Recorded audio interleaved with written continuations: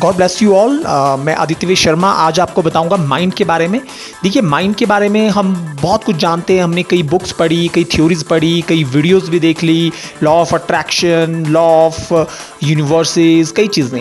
पर दरअसल माइंड के प्रैक्टिकल एक्सपेरिमेंट कहाँ पे हैं वो मैं आज आपको बताऊंगा। मेन मैं टेलीपैथी पे आज बात करूंगा।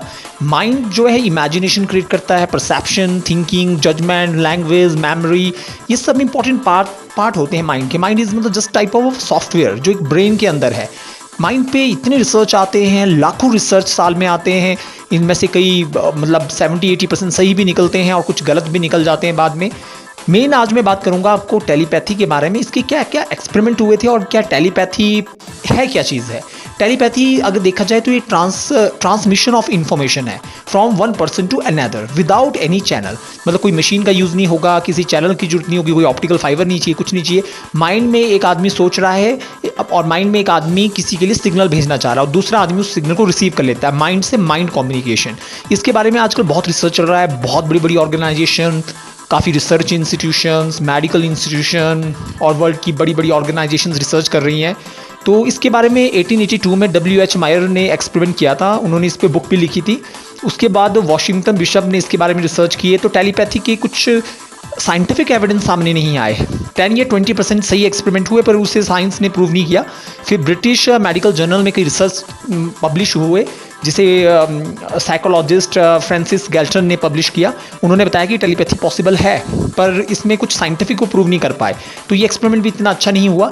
पर 1916 से लेके 1924 पे जितने भी एक्सपेरिमेंट हुए टेलीपैथी पे, जिन्हें जिल्बर्ट म्यूरी ने किया, 236 एक्सपेरिमेंट किए टेलीपैथी के, इसमें 36% सक्सेसफुल हुए। तो इससे साइंस को लगा कि no, telepathy is a possible.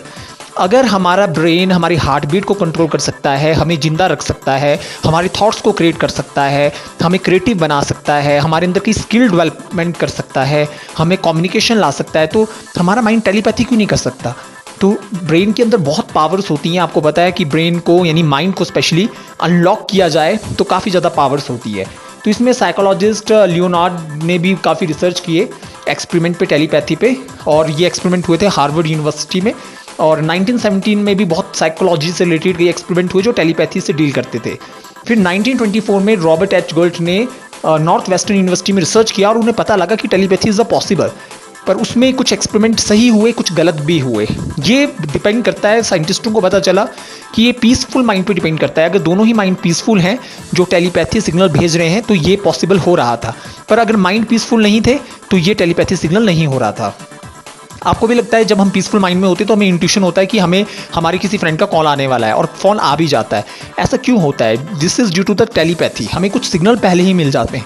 कई बार आपने देखा होगा मैक्सिमम लोगों को इंट्यूशन पहले ही हो जाता है कि अरे ये चीज़ हो तो नहीं चुकी है कहीं पे, मतलब ऐसा माइंड में पहले आ जाता है, इंट्यूशन हो जाती है आगे ऐसा कुछ होने वाला है और ऐसा हो जाता है। और कई बार हमें ऐसा लगता है ये चीज़ें शायद पहले हो चुकी हैं। ये भी हमें सिग्नल्स, टेलीपैथिकल सिग्नल्स मिलते रहते हैं। तो फेमस एक्सपर्ट ने टेलीपैथी पे काफ़ी रिसर्च की है, अमेरिकन ऑथर थे।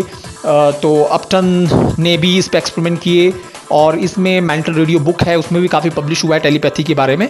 1979 में फिजिसिस्ट जो है प्रोफेसर जॉन ने भी इस पे कई एक्सपेरिमेंट किए और उन्होंने बताया कि टेलीपैथी पॉसिबल है पर कुछ कंडीशंस पे ही है, कुछ इसमें अजम्पशन है। और आपको पता है जो प्रैक्टिकल साइंस भी आज का, चाहे फिजिक्स बात करें चाहे हम किसी भी साइंस की बात करें, तो अजम्पशंस बहुत होती हैं, कंसीडर हम बहुत कुछ करते हैं। तो इनमें टेलीपैथी में अभी बिल्कुल हम ये नहीं बोल सकते कि बिल्कुल परफेक्ट क्लियर रिसर्च आ चुका है, पर ये कह सकते हैं कि टेलीपैथी पॉसिबल है। और अगर इंडिया में देखें तो इंडिया में पहले से ही टेलीपैथी पे कई स्टोरीज़ हैं, कई बुक्स में लिखी हुई हैं और टेलीपैथी पॉसिबल है अगर साइंटिफिकली देखा जाए तो, बिकॉज जितने भी रिसर्च हैं वो ये प्रूव कर चुके हैं। Thank you very much. अगर आप ऐसी ही वीडियोस देखना चाहते हैं तो subscribe my channel Aditya Sharma, and if you want to give me any feedback you can contact me. Thank you very much. God bless you.